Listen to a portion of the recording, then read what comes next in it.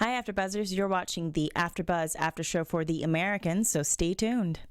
You're tuning into the destination for TV superfan discussion, AfterBuzz TV. And now, let the buzz begin. Hello and good evening, everyone. Welcome to the Americans After Show. We are, what show is this one? We are doing episode 7, Travel Agents, for a review. I'm Adrian Snow. You can follow me on Twitter and Instagram at Miss Adrian Snow. That's MSADRIANSNOW. And here's my co-host. I am James Graessle, and you can follow me on Twitter at James Graessle, Graessle. All right. So, first thoughts?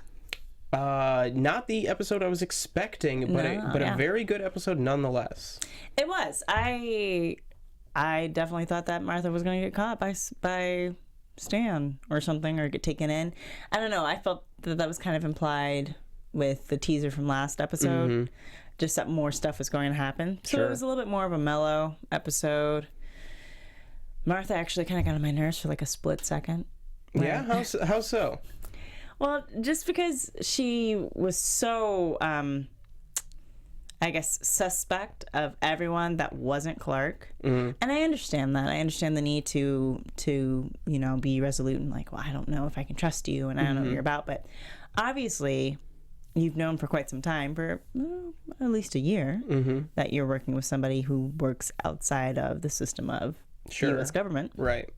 So why risk the possibility that the people that he works for would take you out? I don't know. That just kind of bugged me. Like when she was yelling at Elizabeth in the park, it's like, why do you keep doing this? Yeah. I kind of agree. I was a little bit bothered by Martha, but I think it was more in that even though I was kind of expecting it to be a Martha-centric episode, it was really more about everyone else reacting to Martha. So Martha kind of became... I don't want to call her a prop because that's too harsh, but she was less crucial, I think, to her own story in a way, which made her, I think, a little bit, just a little bit, get on my nerves a little bit in some scenes. I kind of agree. She was with you. less crucial. Yeah. Yeah, I could see that. I wanted, I guess, a little bit more backstory to Martha, or a little bit more activity on her part. I mean, she was walking through the city, and that was driving me crazy. The fact that she didn't take her scarf and like put it over her head or put some sunglasses on or something like that. I was like, you are risking, you are definitely putting yourself at risk just walking around, knowing that you work for the FBI, knowing what they're capable of in terms of tracking people down. There was the one scene, where she's just on the street and she sees the guy in the suit, sees the car go by, and I liked the way that scene was put together because it was kind of like from her perspective, and I liked that. But that was kind of the only scene that was done that way, and I thought, like if she is recognizing that anybody could be an agent on her tail, why didn't she make a little bit more of an effort to hide? Yeah. I mean, the park, I guess it's a big public place, but I guess for me, if you're gonna hide in a restaurant because it's busy.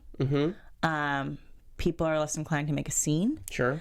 If you hide in the park, they can just wait till there's a moment where no one's around and do exactly what Elizabeth did. Right. So she wasn't acting at the top of her intelligence for me. Like Martha, her choices in this episode didn't seem to read for someone who has a government job, who has an understanding of the government in that way. And I can understand that she was kind of like lost and confused and hurt and frustrated.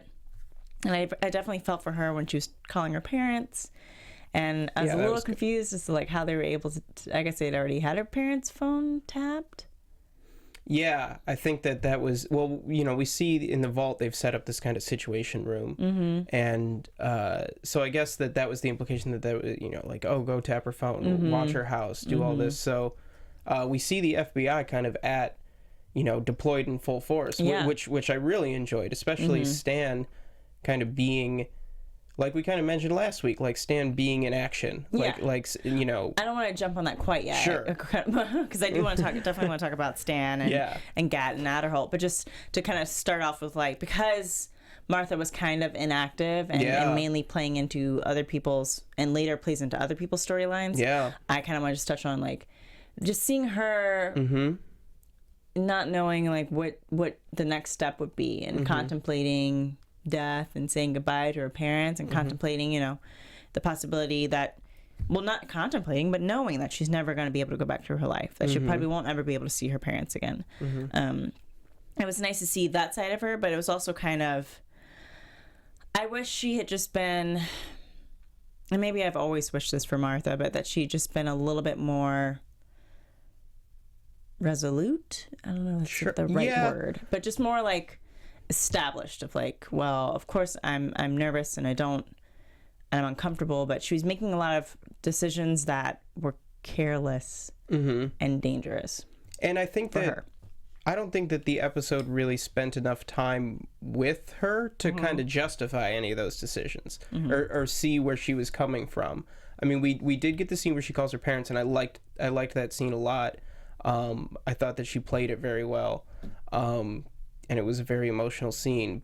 But other than that, she's just kind of there for other characters to react to, and I wonder if this is one of the last episodes that we get with Martha. It seems odd to me that a character that we've come to know over 3.5 seasons, that we don't get her kind of swan song where she'd get an episode unto herself. I think we've seen that with Nina, and we didn't really get that with Martha. Yeah, I don't think they're completely done with Martha. I don't think this is like the last time we're going to see her. I don't even think she's really going to get on that plane. But I would have liked a little bit more, if you're going to make her go full espionage, maybe having a little bit more of like an espionage. Like it was very quiet. Yes. So, and she didn't have a ton to do. But on that note, in terms of what the FBI was doing, I had never really seen them at that full scale before. Yeah. And you were right with Stan just being on top of it, and like kudos to the writers for finally giving Stan and Adderholt like some credibility as FBI agents. Yeah, definitely. And double kudos for finally just acknowledging the fact that Gad is not good at his job. He's not good at his job. He was so sad. I love you, Gad, but you're not good at your job, man. Like, you couldn't find the mole the first time. Right. You still believe the person who's framed for being the mole is still a mole. Like, someone's vacuuming. But, but like, it was just kind of one of those things of like, well, he should not be the head of the FBI intelligence. Right. It should probably be, of all people, Stan. Yeah. Like, it seems like they're kind of moving in that direction. Yeah. But I really enjoyed the way that Gad kind of realizes that in this episode, and a little bit in the last one too, but especially here, just each scene that we see him in is another piece of him realizing that it's over. Yeah. And I loved the way that Richard Thomas played it. It was subtle, but so full of emotion. Yeah. And I really, really enjoyed each, and especially the first one where they're in the vault and they hold on him for that extra beat and he sighs when he realizes that Westerfield was like, and kudos to Philip for finding a guy who had a dead twin. Yeah, right. I mean, that's dark, but when he realizes that Westerfield is in fact not a real person, and then when he's in Martha's apartment and he's just staring out the window and he's so lost. It was so sad, but I was very impressed by like them opening up all her tampons and melting the ice. I loved that detail. Like that is leaving no stone unturned. Yeah, like they were going in. But the sadness that Gad felt, you know, I definitely understood that. Or even when he realized that not only was Martha just like sleeping with a KGB officer, but she had married a KGB officer, and then he was like, they seduced and married my secretary. Like, I am the head of FBI intelligence, and my secretary is married to a KGB officer. And Stan like still kind of like for as calculated and efficient as Stan can be when they let him as an FBI agent, I do really love that he still has those moments of like real humanity. Yeah. And I think that that's something that kind of sets him apart from Philip and Elizabeth, especially Elizabeth a little bit, is that he has that kind of tender side. Yeah. And for him to kind of be like, well, maybe they fell in love. Well, maybe, and try to soften the blow a little bit when he knows that. But actually, I mean, Stan was right. That's true. Martha fell in love. It wasn't just for money or sex. She didn't just like, I kind of, part of me does wish that Martha had just gone to the FBI. Just gone over And said, listen, like, I fell in love with this man, and I found out, like, after we were married, and that he was not who I thought he was, and I thought that I was helping in internal affairs at first, and then it turned out to be the Russians. I'm surprised that she made no effort to go to the FBI, that she didn't. Well, she never really got a chance. Like, she came home, and Philip basically told her, we're leaving and we're never coming back. And I'm pretty sure if she had attempted to get to the FBI, if she attempted to go directly to the FBI, Elizabeth would have intercepted that and she would be dead. So, because I think that would be for them, especially after she threatened Gabriel with the KGB announcement, that would be one of the first places they think of. Like, if, have someone there ready for if she did something crazy. So, but with that said, watching Stan and Adderholt kind of piece everything together, figure out that she was in the park, get so close to it, to assume what we had kind of assumed a possibility of, that maybe she was going to say goodbye and jump off the bridge. Yeah, and that bridge shot. I really loved that bridge shot, the way that they kind of swoop over her, and then you see just the depth of it. Yeah. I thought that was another, like the scene where she's on the street, I thought that was another good way of kind of keeping us at her point of view. Yeah. In the couple scenes that we had with her. Yeah. But yeah, I it seemed like it kind of, then she gets brought back into the safe house by Elizabeth, and I was really surprised by that we had this whole episode with her. And the FBI on her tail, and Elizabeth and Philip out looking for her, and we kind of end up right back where we started. We did. I mean, yeah, it was a pretty mellow. As far as Martha goes. Yeah. But overall, yeah, it was a pretty mellow episode. It wasn't, even with the kids, with Henry and Matthew and Paige, we get that only 5-minute scene with them where you see them drinking beer. And that's it. It's just like, oh, look at these kids kind of like taking care of themselves, acting like little adults. Yeah, I liked that scene, and I liked Paige especially kind of doing a little rebellious thing. Yeah. And she still kind of plays the mom a little bit with like, well, with Henry, like, well, you can have some of mine. How old is Henry supposed to be? I thought Paige was supposed to be like... I thought she was like 16 or 17. Yeah, by now, but... Because they aged up. They replaced Henry. Henry's a different actor. Yeah? I believe so. I think Henry was... Not from last year. No, but from like season 1. Yeah. Yeah. He's probably, what, like 13? I guess. Yeah. But I don't know. It seems weird that they're like, well, maybe he's supposed to be 12, but he looks to be 15. Yeah, right. Yeah. But I don't know. I really liked that scene. Yeah. And I liked that they're kind of saying, between both Philip and Elizabeth and Stan, there's kind of this absentee parenting kind of thing going on, and these kids are kind of raising themselves a little bit. And I'm sure this has happened a lot more than, before Paige even knew what was going on. Yeah. But it still kind of felt a little bit out of place in this episode. And, well, I think it was more of like a check-in to just kind of see like where the kids are, and also that there is this kind of absentee parenting going on with the kids, because if Stan is busy chasing Philip and Elizabeth, and Philip and Elizabeth are busy running from Stan, then that does leave 3 kids, Sandra aside, right? Whose parents just aren't there. Like, how many nights has Matthew stolen a beer and Stan not noticed, and how many times has Paige cooked dinner for Henry and their parents come home late and say thanks for cooking dinner or taking care of Henry. That's a common part of their life. And I think that we were kind of shown that glimpse to kind of see, like, this is what happens when the parents aren't there. So, and maybe that might work against them later on, like not having the parents around. But overall, I mean, it's just kind of a nice check-in. And then with Oleg, I always want to call him Ivan for some reason. Oleg and Tatiana and Arkady. Did you see the connection between the pilot for the bioweapon being the same pilot for Martha?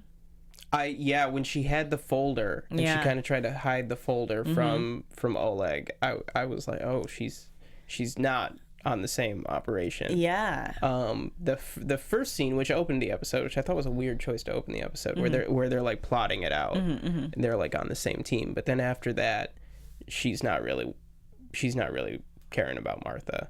Yeah, I thought it was crazy though. If from what I can interpret, they're going to fly Martha on the same plane as the bioweapon.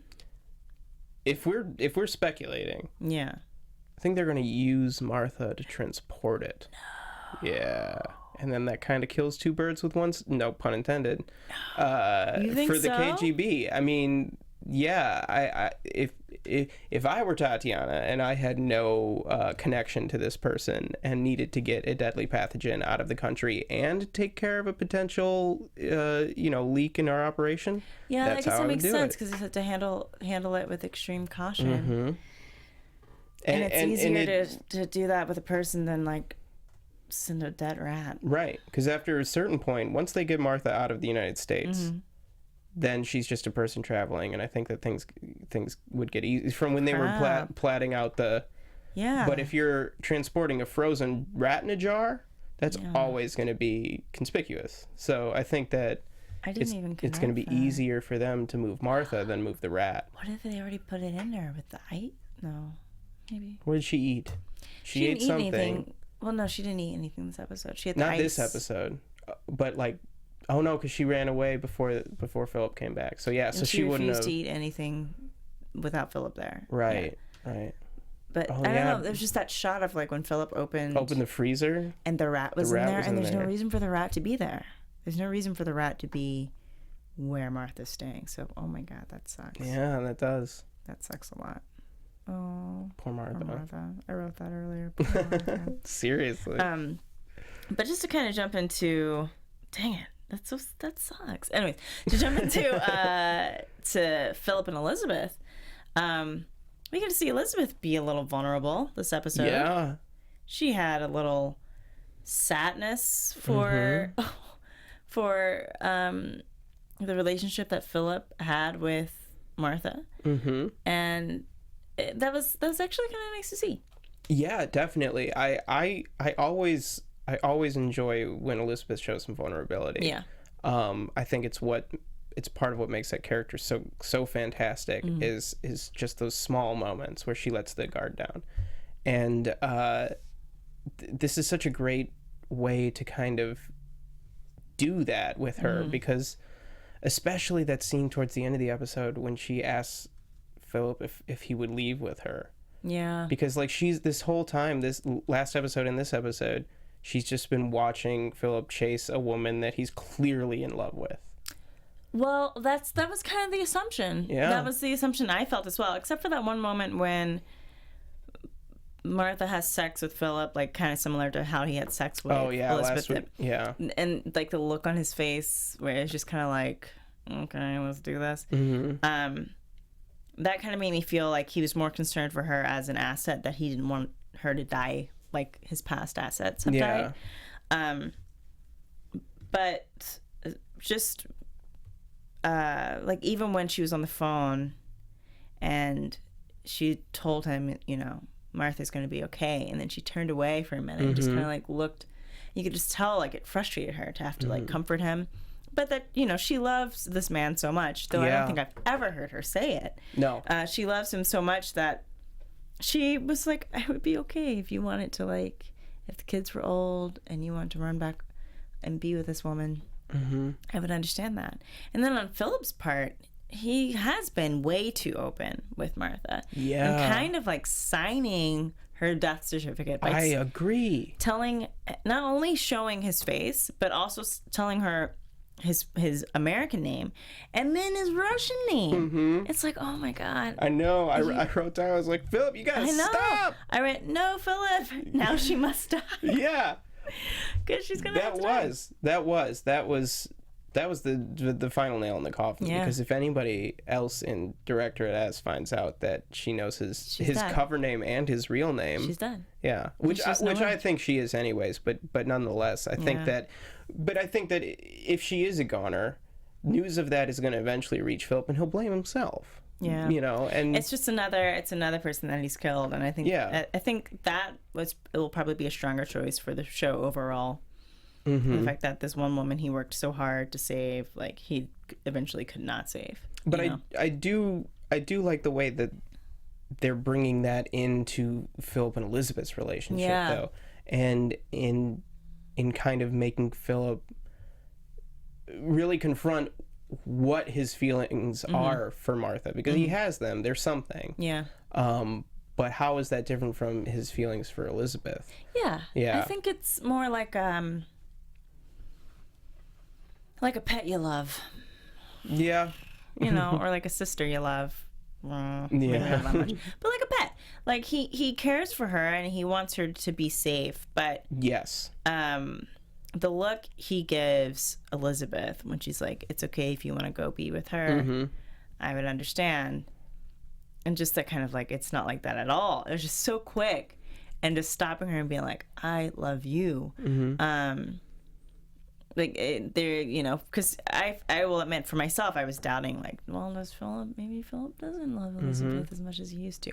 And I think that's something they kind of toyed with for a while, even in season 3, that Philip was finding comfort with Martha that he wasn't finding with Elizabeth, which would, I think, for Elizabeth not be incredibly surprising or painful. I mean, it would be painful, but she kind of did that to him early on. Yeah.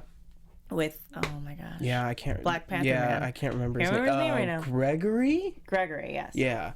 But I agree. I questioned, though, when he said to Elizabeth, no, I love you. I wasn't 100% convinced. Really? Yeah, until in the scene right after that, when he tells Martha, I'm not coming with you. Yeah. He knows how much that's going to hurt Martha. Yeah. And the fact that he did it anyways, that to me was like, oh, he's 100% in on Elizabeth.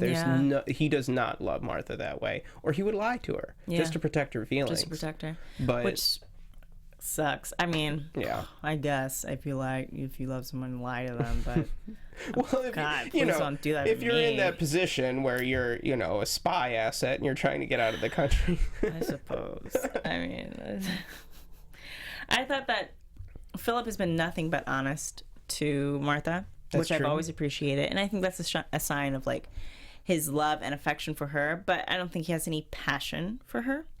Okay. Yeah. And I think that plays a big difference, and I think I think a lot of people might disagree with me, but I think stronger relationships entail all three. It's not just love and affection and stability, or all four. It's love, affection, stability, and passion. And the person that you have the love, the affection, stability with will not overrule the person you have the love, the affection, stability, and passion with. Well, here's a question too. Do you think that Philip respects Martha? Yeah. Yeah. But in the same way he respects Elizabeth? I think so. Yeah. I don't think he has a lack of respect for either woman. They're very different women. Sure. Like, Martha is soft and cuddly.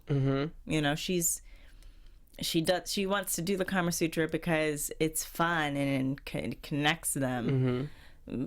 Elizabeth, if she's doing anything from the Kama Sutra, it's because she wants to get hers. Yeah. like that's just like who Elizabeth is. Like when, and you definitely see the difference between the two women when Elizabeth is trying to calm Martha down in the park. Yeah. And Martha is getting louder and louder. And Elizabeth is trying to be patient. That's not who Elizabeth really is. No. And she just guts her, just takes that knee and slams it into her gut. Because that is Elizabeth. Right. Like, please listen to me. If you don't, then I'm going to do what I need to do to get you to shut the hell up. Like, and that's exactly what she did. And kudos to her for doing it, because no one else had done it to her. No one else had done that to Martha. Yeah. You know? Right.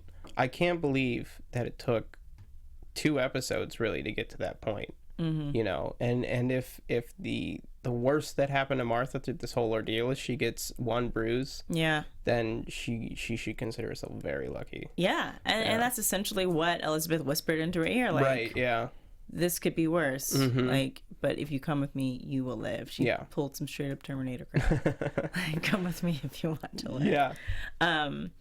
So but yeah, I don't think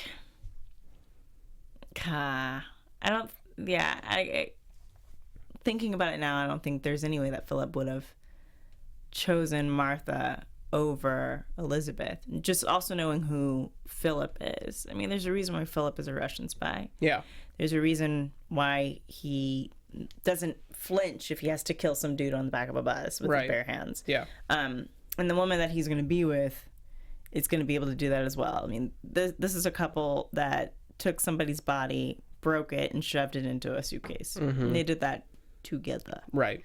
So I think they mirror a lot of different aspects. I think being with Philip has made Elizabeth more vulnerable, and being with Elizabeth has made Philip colder, but in the right way. I would say more committed. I wouldn't say committed. I think to the cause, to what needs to be done.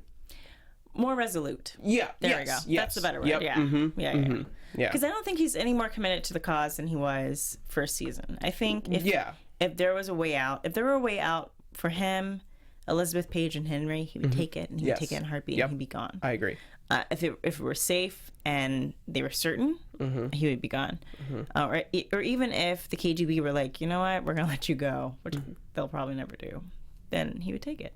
Well, if the show runs for 12 years and it's 1991, then... well, what did they? Did they let them go? I don't know. Because some of them went back. Well, there were spies as late as 2006? I'm sure there were Russian spies that were found. Yeah. So, anyways, a little history lesson. And then all the people who watch this who love the history aspect are going to be like, you are wrong. Yeah. It's 1992. So please do that. Yeah, we want to know. Let us know. Please tell us what we don't know. Yeah. But with that said, then I thought a really cool part of the episode was Philip meeting with the phone operator. Yeah. Whose name they didn't hear in the episode, and I forgot to look up before we came. Named her. I feel like they've... Actually, maybe not. Yeah. I feel like she has a name that maybe they just haven't used on the show yet, though. Right. I'm sure she does, but I think that, like, part of the humanizing of that character, I think, is the fact that, like, she doesn't have a name that we know, and she was asking about, like, her predecessor who was killed. Yeah, and brutally. Yeah, so, like, we know that this is someone who, like, she's like a red shirt on Star Trek almost. Like, she could go at any minute. She could though. Yeah, but, you know, she's sitting there and answering her phones and making borscht. Like, she's still connected to home in a way that, you know, Philip says he hasn't had borscht in a long time. You know, yeah, I thought that was really nice. Yeah, so I think that kind of... that connection, especially in this episode where they're trying to get Martha to Russia and everything, like connection back to Russia, I felt like, and highlighting the danger of the job was a really good scene. And the fact that Philip kind of dodged the question was... well, the phone rang just in time. Yeah, Saved by the Bell. But I think that their interaction was really interesting. I like that we're pairing characters that we don't see paired as often. The phone operator and Philip, or Martha and Gabriel last episode. Even Paige and Matthew. You never see them. Yeah. Did you get the feeling that Matthew kind of had like a crush on Paige? Oh, for sure. I was like, was that there before? I don't remember this. Isn't he like 18? No. Is he in He's college? gotta be. Yeah, he's probably like a freshman in college or whatever. So that's a little bit. Well, I mean, if they knew each other when he was 15 and she was, no, that's still weird. Yeah, that's never not. Well, maybe when he was. No, never. Maybe he's a senior. Maybe he's 17. Maybe. I don't know. He probably goes to school wherever.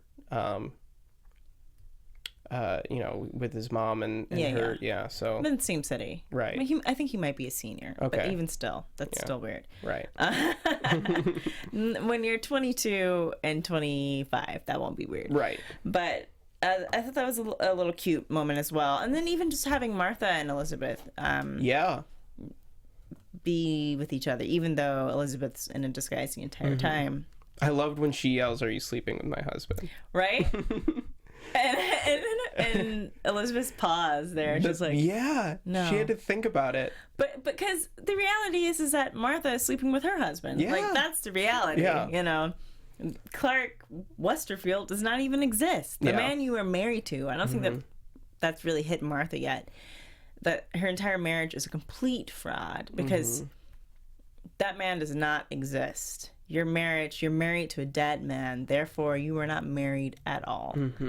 So I kind of want, I wish we had more time to see like those type of things really hit Martha. Yeah. And for Martha to ask like smarter questions and to come to like smarter, I can't think of the word, but to smarter ideas and reasonings, like, well, if you're not Clark, then our marriage certificate says this, and therefore we're not actually even married. Right. And So maybe we'll get a little bit of that next episode, but she still gets on the plane. I don't know. Poor Martha.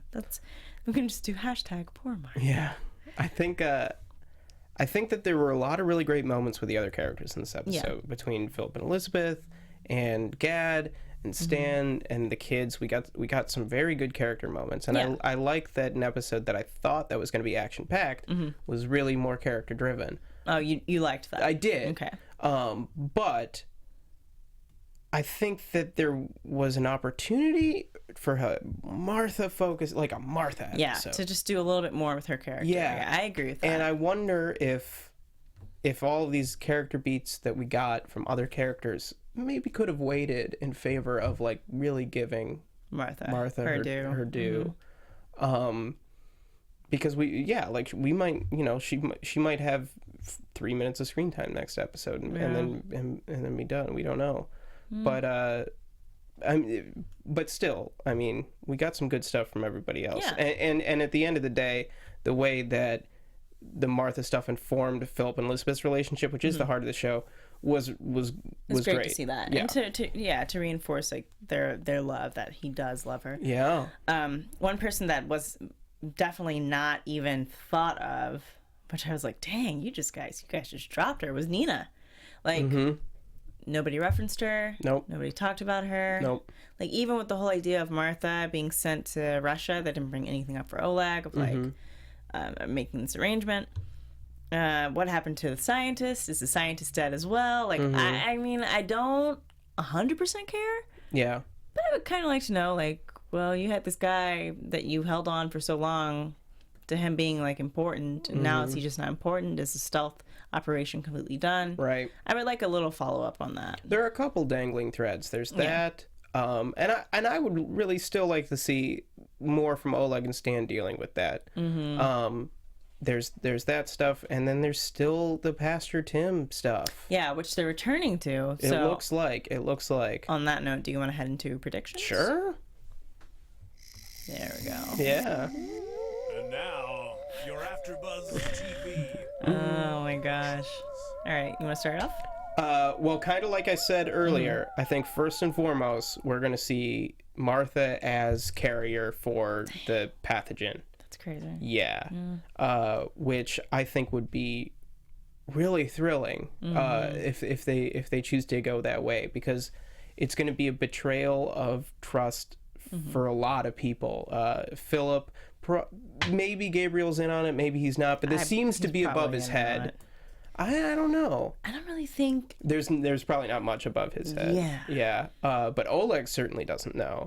And I think that with how much other stuff has kind of been worked around Oleg. It would be nice to see him react to that. Yeah. We did get another plant in this episode of Stan working Oleg as a double agent, or him playing the long game on Oleg. So hopefully we'll come back around to that. Yeah. I would like to see a little bit more of that.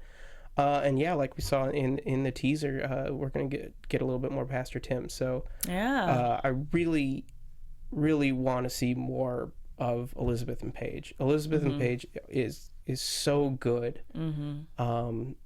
Going back to last season, and I really want more of that going forward. Now that we've kind of dealt with this Martha stuff, I hope that the season kind of refocuses on their relationship. Yeah, it seems like from the previews they're definitely going to start refocusing on that. I definitely think things with Pastor Tim and his wife are going to come to a head. I think poor Martha will probably be like laced with a deadly pathogen and die. I thought they might do the Good Shepherd thing on her. Did you ever see that movie? Well, spoiler alert, it's been like 10 years. But when Matt Damon's character doesn't want his son to be with this woman,